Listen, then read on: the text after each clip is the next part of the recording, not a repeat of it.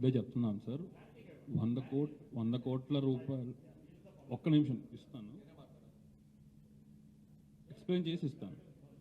100 కోట్ల రూపాయల సేవా యజ్ఞం అనేది 100 కోట్లు అనేది we are acting as a bridge between the need and the సిఎస్ఆర్కి వాళ్ళకి నీడ్గా మనం బ్రిడ్జ్గా వ్యవహరిస్తున్నాం. 100 కోట్లు అనేది మా టార్గెట్ మాత్రమే. 100 కోట్లు మా దగ్గర ఉన్నాయని మేము చెప్పలేదు. అండ్ మీరు ఇప్పుడు వచ్చిన లెటర్ ప్రకారం దీనికి చాలా టైం పడుతుంది సార్. ఇప్పుడు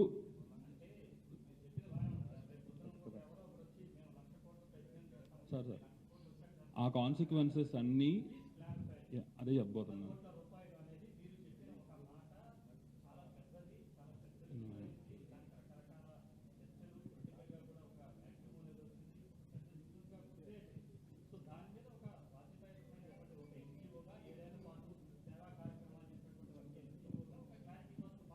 ఎస్ సార్, రాడికల్గా ఏం వెళ్ళమండి. దానికి నేను చెప్పిన వాటి కాన్సిక్వెన్సెస్ అన్నీ సార్ అదే చెప్పబోతున్నాను సార్. చాలా రెస్పాన్సిబుల్గా నందమూరి తారక రామారావు గారికి గౌరవం ఇస్తూ, ఆయన మాట గౌరవం ఇస్తూనే మా ప్రాసెసింగ్ మీద ఉండబోతుందండి. ఎందుకంటే ఇవాళ చెప్పి నెక్స్ట్ మంత్లో చేసే ప్రోగ్రామ్ కాదు ఇది. మేము పెట్టుకున్న టార్గెట్కి, మేము పెట్టుకున్న టైం ఫ్రేమ్కి there will be a due process. ఇక్కడి నుంచి తర్వాత అడుగులు ఎలా ఉంటాయి అనేది వీల్ టేక్ ఏ కాల్. చాలా రెస్పాన్సిబుల్గా, చాలా బాధ్యతాయుతంగా వ్యవహరిస్తాం. అంతేగాని ప్రతి రూపాయికి అకౌంటబిలిటీ ఉంటుంది. అలా అని చెప్పేసి ఎవరి మీద వెళ్ళి విరాళాలు తీసుకోవడం, ఇక్కడున్న ఫ్యాన్స్ అనే కాదు, లైవ్ ద్వారా వీక్షిస్తున్న అభిమానుల దగ్గరికి కానీ మీరు కనుక్కోండి, ఇప్పటి వరకు ఒక్క రూపాయి విరాళం కూడా మేము అడగలేదు.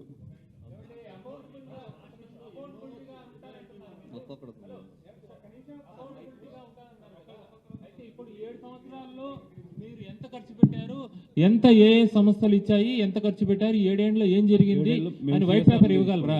మేము సిఎస్ఆర్లు తీసుకోలేదండి. 7 ఏళ్ళు మా ఇంటర్నల్ టీమ్ కంట్రిబ్యూషన్తోనే మేము చేసాము. పైగా ఈ 7 ఏళ్ళు మేము చేసినవన్నీ చాలా చిన్న కార్యక్రమాలు, ఒక్క ఎన్టీఆర్ మీల్ తప్పితే లోకల్లో జరిగే కార్యక్రమాలు.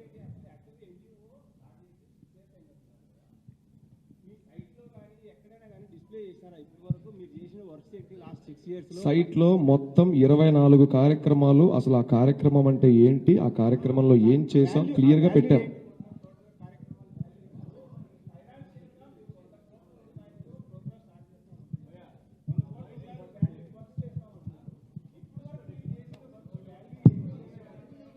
అదే సార్, ఇప్పటి వరకు మేము చేసిన వర్క్స్ యొక్క వాల్యూ అడుగుతా. ఒక్క నిమిషం సార్.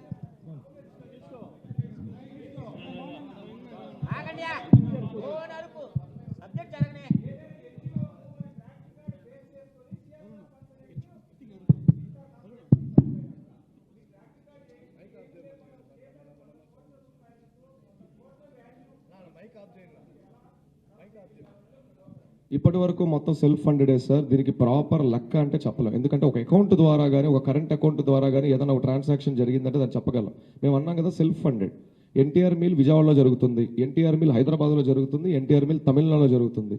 ఎన్ని ఊర్లలో 160 సెంటర్స్లో ఎవరి ఖర్చు వాళ్ళు మాత్రమే పెట్టుకున్నారు. మా ఇన్ఛార్జెస్ మేము ఎంచుకునే ఇన్ఛార్జెస్కి ఒక వృత్తి ఉంటుంది. వ్యాపారం అవ్వనివ్వండి, ఉద్యోగం అవ్వనివ్వండి, వాళ్ళ ఊర్లో వాళ్ళ ప్రోగ్రామ్ నడిపించుకునే శక్తి వాళ్ళకు ఉంటుంది. సో వాళ్ళు ఎంత ఖర్చు పెట్టారో మాకు చెప్పక్కర్లేదు. అండ్ మా నుంచి వాళ్ళకేమి, వాళ్ళ నుంచి మాకేమి టూ అండ్ ఫ్రో ట్రాన్సాక్షన్స్ అనేవి లేవు. అందుకే నేను అమౌంట్ బయట చెప్పలేము ఇప్పటిదాకా జరిగింది. బట్ ఇక మీదట జరిగేకి మాత్రం ఒక రికార్డు ఉంటుంది. సిఎస్ఆర్ ఫండ్స్ అలా వస్తాయి. అండ్ సిఎస్ఆర్ ఫండ్స్కి మేము ఎలిజిబుల్ అంటే ఎస్, వీఆర్ ఎలిజిబుల్. భయ్యా హలో చెప్తున్నాం.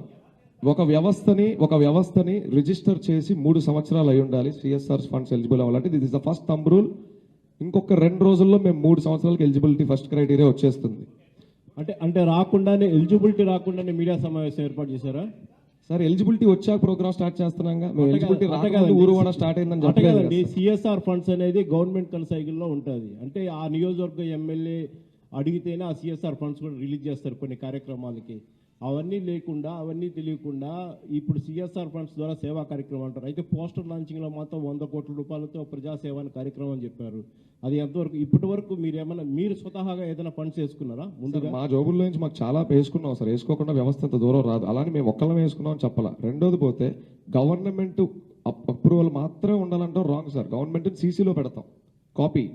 First thing. రెండోది NGOs కి చాలా మేజర్ యాక్సెసెస్ ఉంటాయి ఈ కార్పొరేట్స్ తో. మీరు రికమెండ్ చేయొచ్చు కానీ ఫండ్స్ మీ చేతికి ఇవ్వాలని తెలియదా?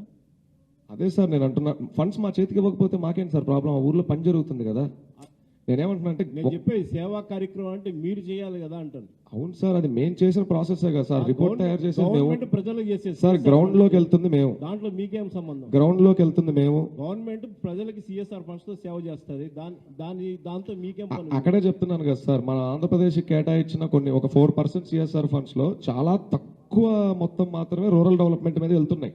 మా మెయిన్ దృష్టి రూరల్ డెవలప్మెంట్, గ్రామీణాభివృద్ధి. మా మెయిన్ దృష్టి దీని మీదే ఉంటుంది. సో ఇక్కడ మేము వెళ్ళి ఒక రిపోర్ట్ తయారు చేసి ప్రతి ఊర్లో మా వాలంటీర్స్ని, మా టీంని ఎడ్యుకేట్ చేసి వాళ్ళకి చైతన్యవంతం చేసి, సార్ విలేజ్లో US పోలో షర్ట్ వేసుకునే రేంజ్కి వెళ్ళినాయి సార్ గ్రామాల వాళ్ళ. అలాంటిది మేము JP గారిని కలిసాం సార్. ఇది చెప్పుకోవాలి, ఇది జయప్రకాష్ నారాయణ గారు కలిసాం సార్ ఈ ప్రోగ్రామ్కి సంబంధించి కొన్ని కీలకమైన నిర్ణయాల కోసం. సార్కి మొత్తం చెప్పిన తర్వాత ఆయన ఒక మాట అడిగారు మమ్మల్ని, నాకు ఒక మాట ఇవ్వాలి మీరు, నేను దీనికి ఏదన్నా మీ ఐడియాకి మీ చిన్న వయసు ఒకటి మాట ఇవ్వాలన్నారు. ప్రజల్ని ఎప్పుడూ సోమరబోతులు చేయకండి. ఈ ప్రోగ్రాం ద్వారా ఊర్లో ఎవరి మరుగుదొడ్డి వాడికి ఎలా కడుక్కోవాలో నేర్పించండి. మేము వెళ్ళి మీ మరుగుదొడ్లు కడుగుతామని ఎవ్వరికి చెప్పకండి. ఒక రాజకీయ పార్టీ అయినా, ఒక సేవా సంస్థ అయినా ఈ 2 రూల్స్ని గుర్తుపెట్టుకుంటే ఖచ్చితంగా మీరు ప్రజలకు మంచి చేస్తున్నట్టే.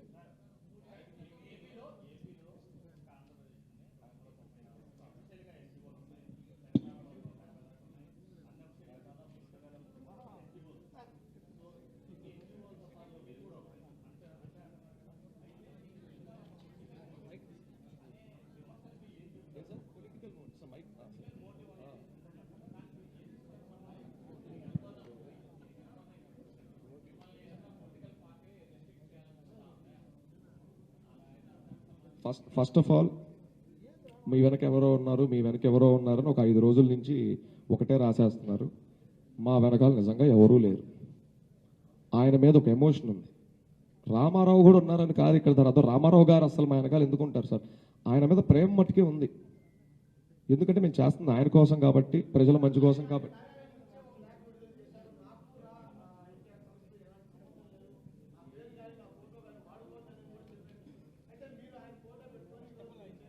సార్ ఇప్పుడు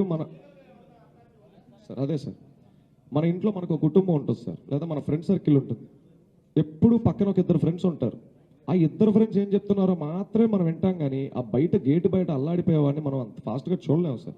అసలు హీరో గారికి మా గురించి ఎలాంటి మాటలు చెప్పారు అంటే, నేను పత్రికా సభ్యుల నుంచే నేను కొన్ని విన్నాను, నేను పేర్లు చెప్పలేను. మీ వెనకాల ఏదో పెద్ద రాజకీయ పార్టీ ఉందని, మీరు ఏదో ఒక పార్టీకి బీ టీం అని, హీరో గారికి తక్షణం మీ గురించి ఇలా చెప్తున్నారు, హీరో గారు అందుకే మీ గురించి భయపడి ఆ లేఖను వదిలారు, అందుకే మిమ్మల్ని హీరో గారు కలవడానికి ప్రయత్నించలేదని చాలా బలంగా వెళ్ళింది. ప్రోగ్రామ్ స్పాన్ పెద్దదైతే నిజంగా వెనకాల ఎవరో ఉన్నట్ట.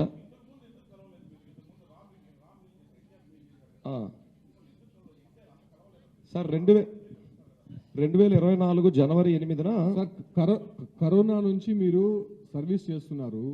కార్పొరేట్ సోషల్ రెస్పాన్సిబిలిటీ పేరుతో ప్రతి ఒక్కరు కూడా ఈ సేవా కార్యక్రమాలు చేస్తారు. బట్ ఇక్కడ మీరు పెడుతున్నటువంటి ఈ ఒక ఆర్గనైజేషన్లో ఇష్యూ ఏంటంటే 100 కోట్లని మీరు సొంతంగా సేవ చేయొచ్చు, మీరు సోషల్ రెస్పాన్సిబిలిటీ తీసుకోవచ్చు. బట్ ఇక్కడ ఒక హీరోని ముందు పెట్టి చేస్తున్నారు. సో దీనిపైన అఫీషియల్ ఫ్యాన్స్ అసోసియేషన్ కూడా వాళ్ళు యాంటీగా మాట్లాడుతున్నారు. అసలు వాళ్ళు ఎవరో మాకు తెలియదు, మేము సోషల్ యాక్టివిటీస్ చేస్తున్నాం. బట్ ఇటువంటి వారు ఎప్పుడు కూడా ఎన్టీఆర్ని అప్రోచ్ అవ్వలేదు, కనీసం వాళ్ళ PR టీమ్ని టచ్ చేయలేదు. మళ్ళీ ఎందుకు ఈ రకమైనటువంటి స్పెక్యులేషన్స్? ఇప్పుడు 2 స్టేట్స్లో కూడా పొలిటికల్గా టర్న్ అయిపోయింది ఇది అందరూ కూడా చాలా ఇంట్రెస్టింగ్గా చూస్తున్నారు ఇప్పుడు మీరు మాట్లాడేది. సో ఒక ఎన్టీఆర్ని అడ్డం పెట్టుకొని, ఒక హీరోని అడ్డం పెట్టుకొని ఈ రకమైనటువంటి యాక్టివిటీస్ 100 కోట్లు అనేటువంటి ఇష్యూనే ఇప్పుడు రైజ్ అవుతుంది. సో అది ఎక్కడి నుంచి తీసుకొని వస్తారు? మేజర్ క్వశ్చన్ అయితే ఇదే. ఆర్గనైజేషన్ అయితే మీరు పెట్టచ్చు, కానీ ఈ ఒక ఫండ్స్ అనేది ఎక్కడి నుంచి రైజ్ అవుతాయి? ఇప్పుడు మీరు సేవా కార్యక్రమాలు చేస్తే మిమ్మల్ని ఇనిషియేట్ తీసుకొని ఇంకొకరు చేస్తారనే మాట అది చాలా మంది చేస్తారు, అది రూట్ అనేది క్లియర్ అవుతుంది. సో మీరు ఏ రకంగా ఫండ్స్ రైజ్ చేస్తారో అదే ఇప్పుడు మేజర్ క్వశ్చన్. అదే సార్, ఇప్పుడు నేను ఇందాక ఫస్ట్లో మాట అన్నాను, సేవకు ఒక లిమిట్ ఉండదని. లెట్స్ సీ, మీరన్న అసోసియేషన్స్ ఇవన్నీ ఇప్పటి వరకు ఒక 10 రూపాయలకు సంబంధించిన సేవ చేస్తుందని అనుకుందాం. మేము 100 రూపాయలకు సంబంధించిన సేవ చేయాలని మేము అనుకుంటున్నాం. ఫస్ట్ ఆఫ్ ఆల్ ఇది తప్ప?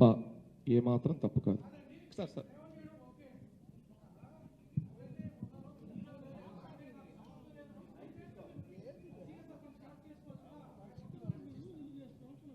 అదే కదా సార్ అంటుంది మేము. ఆయనకి ఎవరెవరు ఎలా చెప్పారో మాకు తెలియదు కదా సార్, మాకు తెలియదు కదా. మేము అది కదా అడుగుతుంది. మేము మన ఏబిఎన్ వెంకటకృష్ణ గారి డిబేట్లో కూడా మేము సార్కి ఇదే చెప్పాం.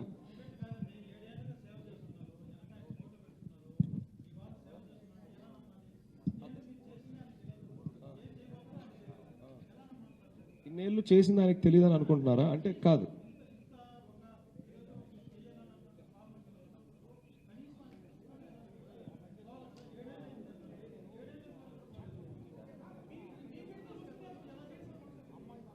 ఏమండి, హలో, మీకు హలో, ఇక్కడ చెప్పండి. ఇక్కడ చూడండి స్ట్రైట్. ఇక్కడ మీకు P4 అనేది గవర్నమెంట్ ఒకటి పెట్టున్నది. దాని మించి ఏమైనా అవగాహన ఉందా మీకు? జస్ట్ చూసాం సార్, పబ్లిక్ పాలసీ ఏదో మన టీడీపీ గవర్నమెంట్ మొన్న ఏదో పెట్టింది అదేనా P4? అంటే పూర్తి డీటెయిల్గా తెలియదు సార్, గమనించాను అంతే జస్ట్. మరి మీరు ఒక కార్యక్రమం ఎత్తుకునేటప్పుడు సమాజంలో ఏం జరుగుతుందో కూడా తెలుసుకోకుండా ఎట్లా ఉంటారు? P4 అనేది కొంత అవగాహన చేస్తూ ఉండాలి సార్. కదా. అదే వస్తున్నాను సార్. మీకు ఇందాక పోర్ట్ఫోలియోస్ ఒక మాట చెప్పాను, అన్ని పనులు ఎప్పుడు ఒకళ్ళే చేయలేరు. ఓకేనా? నేను చేయగలిగే పనులు కొన్ని ఉంటాయి, మా టెక్నికల్ టీం చేయగలిగే పనులు కొన్ని ఉంటాయి, మా ఆడిటర్లు చేయలేసి ఒకటి ఉంటుంది, లీగల్ టీం ఒకటి ఉంటుంది. సో ఎవరి స్టడీ వాళ్ళు చేస్తారు సార్. ఇక్కడ అందరి ఇన్ఫర్మేషన్ అందరికీ తెలియాలని అస్సలు లేదు, ఎక్కడా లేదు. ఓకే, P4కి సంబంధించి ఉన్న కాన్సెప్ట్ కూడా ప్రతి ఊర్లో ఎవరికి వాళ్ళు దత్తత తీసుకొని చేసే కార్యక్రమాలే ఉంది. సో మీరు కూడా ఈ P4లో భాగస్వామ్యం అయ్యే అవకాశం ఉందా? సార్ ఒకటి, ప్రభుత్వం అది ఏ ప్రభుత్వం అయినా, ఏ పార్టీ ప్రభుత్వం అయినా, ఇప్పుడైనా తర్వాతైనా, ఒకటి ప్రభుత్వానికి కూడా మనం ఉపయోగపడుతున్నాం అంటే చాలా ఆనందకరమైన విషయం సార్. ఎందుకంటే వాళ్ళు డీల్ చేయాల్సినవి చాలా ఉంటాయి. అందులో ఒక ఎన్జిఓగా మేము కొంచెం చేదోడుగా నిలిస్తే తప్పేముంది సార్? ఎవరి ప్రభుత్వం అయినా కానీ నిజంగా వాళ్ళ నుంచి మేము నిజంగా ఒక 2-3 ఏళ్ళు బాగా కష్టపడి దీన్ని బాగా ల్యాండ్ చేయగలిగితే, ప్రభుత్వం కలిసి పని చేద్దామమ్మా, మంచి పని మీరు చేస్తుంది, ఇప్పుడు గవర్నమెంట్ కొన్ని స్కీమ్స్ పెడుతుంది, రెండు కలిస్తే బాగుంటది అనుకున్నప్పుడు తప్పకుండా కలుస్తాం. 3 ఏళ్ళు తర్వాత కలుస్తాం అనేది కాదండి, ఇప్పుడు లైన్ లో ఉంది P4 అనేది, ఇప్పుడు ఉంది. సో మీరు ఇమీడియట్ గా కూడా P4 తో కూడా మీ కలిసి పనిచేసేదానికి ఎక్కడైనా దత్తత తీసుకుని కొన్ని కుటుంబాలని బాగు చేయడానికి ప్రయత్నం చేయొచ్చు కదా. అదే సార్, అదే వెల్కమింగ్ ఎప్పుడైనా ప్రభుత్వం నుంచి ఉండాలి కదా సార్. ఇప్పుడు మేము ఒక ఎన్జిఓగా మా పని మేము చేసుకుంటాం, మేము వెళ్ళిపోయి డైరెక్ట్గా వాళ్ళకి ప్రపోజల్స్ పెట్టలేం కదా. దానికి ఫస్ట్ మేము అర్హులమో కాదో మేము చూసుకోవాలి కదా, మమ్మల్ని మేము చెక్ చేసుకోవాలి కదా. ఒకవేళ నిజంగా మేము అర్హులైతే వాళ్ళే పిలుస్తారు సార్, అంతే. రూప్ గారు ఒకటే sir 1 by 1 sir, 1 by 1 sir please. Roop గారు ఏం సార్ ఒకసారి అడగండి సార్, నాకు కనపడలేదు.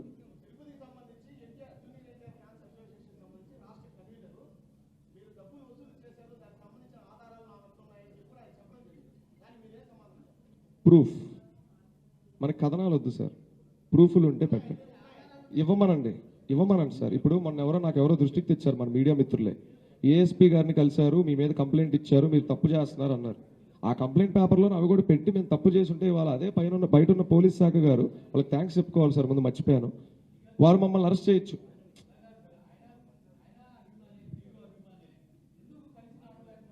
మేము కలవకుండా నడవట్లేదని ఎక్కడా చెప్పలేదు సార్. నేను మీకు మాట చెప్తాను సార్, అదే సార్ చెప్పబోతున్నాను సార్. అది ఎవరెవరికి పర్సనల్ ఎజెండా ఏంటో వెంటెట్టాలేంటో మనకు తెలియవు.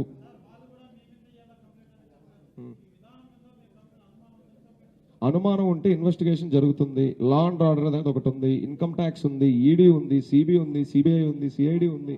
మీరు ఎన్ని బలగాలైనా పంపొచ్చు, మమ్మల్ని వెరిఫై చేసుకోవచ్చు. మా ఆఫీస్ అడ్రస్ ఎక్కడ ఉందో కూడా మేము బహిరంగంగా అన్ని చోట్ల చెప్తున్నాం. రూప్ గారు మళ్ళీ దయచేసి మళ్ళీ అదే ప్రశ్న అనుకోవద్దండి. ఇప్పుడు సింపుల్ ఒకటే అంశము. మీరు ఎవరైతే ఏ కంపెనీ అయితే ఎన్టీఆర్ బొమ్మను చూపించి అడుగుతారో అదే కంపెనీ మీకు సిఎస్ఆర్ కింద ఫండ్ ఇవ్వడానికి ముందు ఎన్టీఆర్ కార్యాలయం విడుదల చేసిన ప్రకటన పక్కన పెట్టుకొని మీకు ఫండ్స్ రిజెక్ట్ చేస్తుంది కదా. ఒకటి కాదు, మీరు ఏది అప్లై చేసినా సిఎస్ఆర్ కింద ఖచ్చితంగా రిజెక్ట్ అవుతుంది. ఎందుకంటే రా ఎన్టీఆర్కి మీరు ఎలాగో ఎన్టీఆర్ బొమ్మ చూపిస్తారు, అందులో 100% సిఎస్ఆర్ కింద మీరు అడుగుతారు కదా.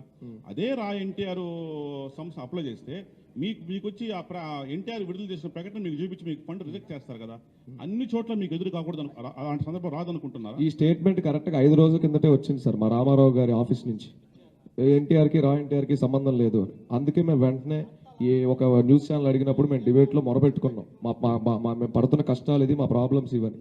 ఇప్పుడు మీరు అన్నారు మేము వ్యక్తుల దగ్గరికి వెళ్ళి అడగట్లా, వ్యవస్థల దగ్గరికి వెళ్ళి సిఎస్ఆర్స్ రైజ్ చేస్తున్నాం. And CSRs 100% legitimate and on bylaw అదే సార్ నేను అంటుంది, ఇది ప్రెస్ మీట్ ప్లానింగ్ కంటే తర్వాత జరిగింది, ఇది ప్రెస్ మీట్ లో మనం మాట్లాడుకోవడం కంటే తర్వాత జరిగింది, 4 రోజుల కింద జరిగింది.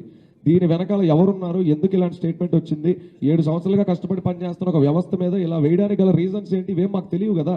మేము బాధపడుతుంది అదే కదా ఇప్పుడు మీ ముందుకు వచ్చి వ్యక్తం చేసుకుంటుంది. అండ్ మంచి పని ఎవరు ఆపాలని ఎవరు చూడరు సార్. సార్ గవర్నమెంట్కి అన్ని లెక్కలు చెప్పాలి సార్. ఎవరు ఇక్కడ సిఎస్ఆర్ ఫండ్స్ని మిస్యూజ్ చేయడానికి లేదు. అది మనం ఇండివిజువల్గా ఎవరి దగ్గరన్నా ఫండ్ తీసుకుంటే దాన్ని ఏమైనా చేయగలరు. సిస్టంలో మన అందరి ముందు జరుగుతున్నాయి, మన అందరికీ తెలిసిందే, ఇదేందా మనం దాపరికాలు ఏం లేవు. కానీ ఒక వ్యవస్థ దగ్గర మనం ఒకటి తీసుకుంటున్నాం అంటే దానికి ప్రతిదీ పేపర్ వర్క్ ఉంటుంది. ఇన్ రిటర్న్ మేము వాళ్ళకి కొన్ని సర్టిఫికేట్స్ ఇష్యూ చేయాలి. ఇది ఏది కూడా గవర్నమెంట్కి తెలియకుండా జరగదు, మేము దాచిపెట్టేది కాదు సార్. ఈ పరిస్థితి ఇప్పుడు ఎదురైంది అంటున్నాను నేను. దీని ప్రోగ్రామ్ స్టార్ట్ చేయకముందు, మేము పోస్టర్ వేయకముందు, ప్రెస్ మీట్ అనౌన్స్ చేయకముందు జరగలేదు. 5 రోజుల కింద జరిగింది సార్.